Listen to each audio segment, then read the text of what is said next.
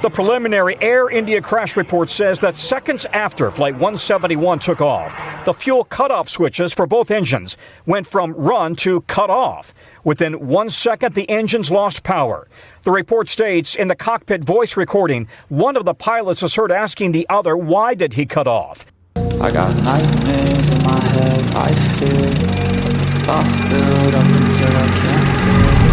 My mind fills up into a creature, and it haunts me somewhere much deeper.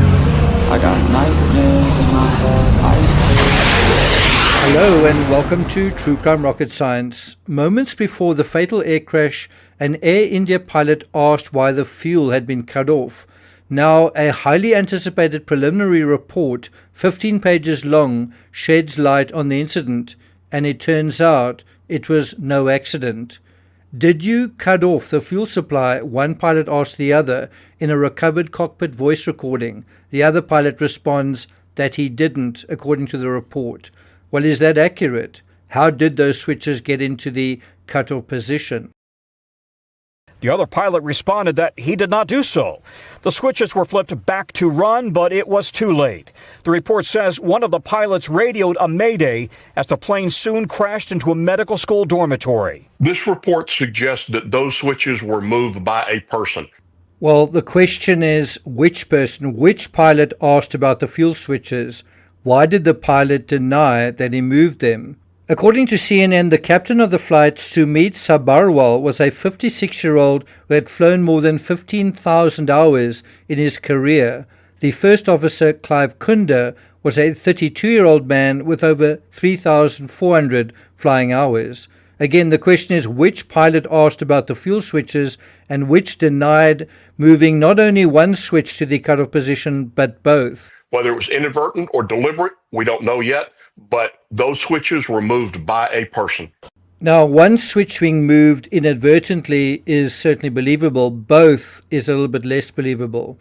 The takeoff clearance for flight AI-171 was issued at 7 minutes past 8 in the morning and 33 seconds. The aircraft started rolling, in other words, started moving forward for takeoff at 08:07:37. According to the report, at 08:08:42, the switches transitioned from run to cutoff for both engine 1 and 2 immediately after the aircraft achieved a maximum airspeed of 180 knots. Also, how likely is it if when you're goosing those controllers that you're going to inadvertently touch those switches, which are far more embedded into the console? You know, those other consoles are set much, much higher. So how likely is it that when you were reaching towards those or moving away from them that you'd inadvertently touch that part? Could a sleeve have done so? I don't know. I find that very unlikely.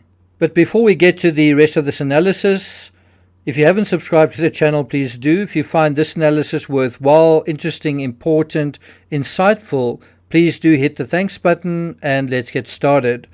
So at 08:08:52, 10 seconds after the switches transitioned from run to cutoff, they transitioned back from cutoff to run, indicating that at least one pilot intended to correct the error and save the airplane. But in those critical 10 seconds, the thirsty jet engines roared and burned all the fuel in the lines. And 10 seconds after that, at about 08:09:05, one of the pilots transmitted, "Mayday, Mayday, Mayday."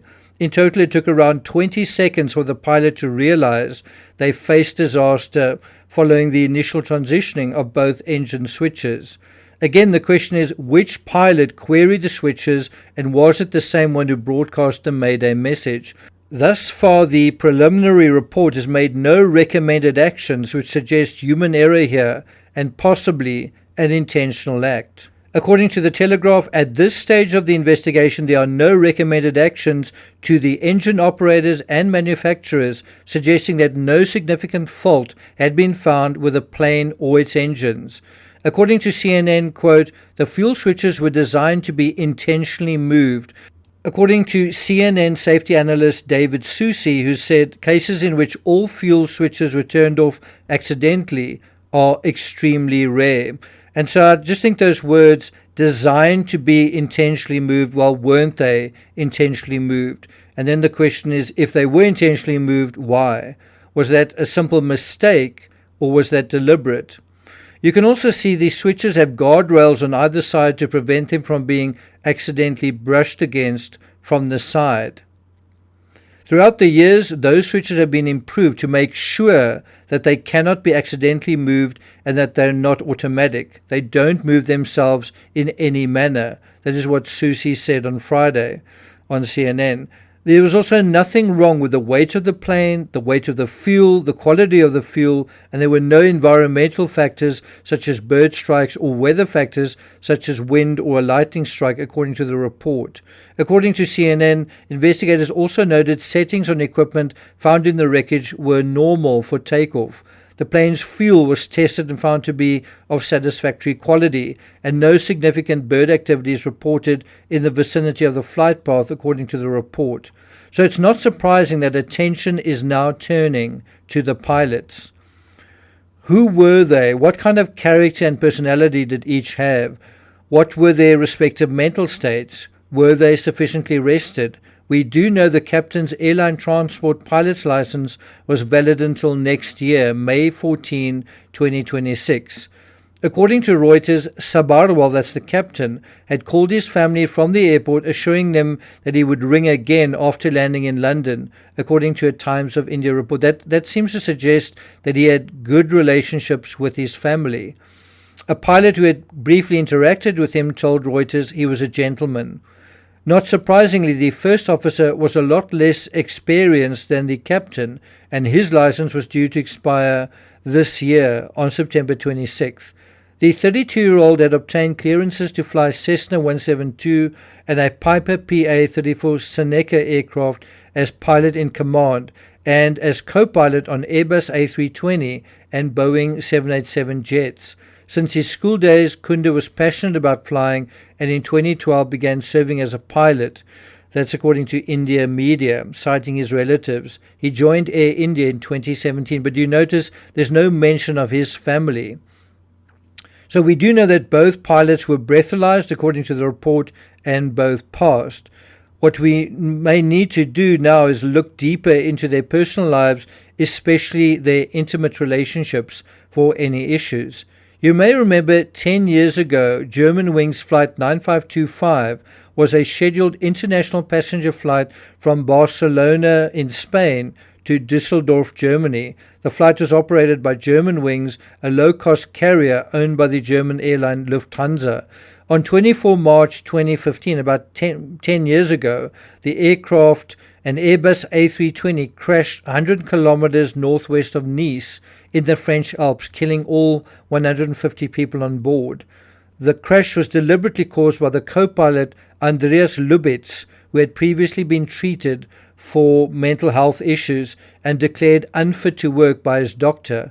But Lubitz kept this information from his employer and instead reported for duty. Shortly after reaching cruise altitude and while the captain was out of the cockpit, Lubitz locked the cockpit door and set the plane to fly downward in a controlled descent into a mountain, which killed everyone on board. And I think a situation like that, no one would want to be in. No one wants to be in an aircraft with someone like that at the helm. And so the question is the same situation present here? There's more to say regarding this report. If you'd like me to go into it further, let me know in the comments. One other thing I can't help noticing, this aircraft crashed right at the beginning of a long-haul flight from India to the United Kingdom. It was fully laden with fuel, crashed into a building, exploded in a huge bubble, an inferno of boiling orange and black. Where have we seen that before? And yet the building didn't collapse like we saw in New York on 9/11.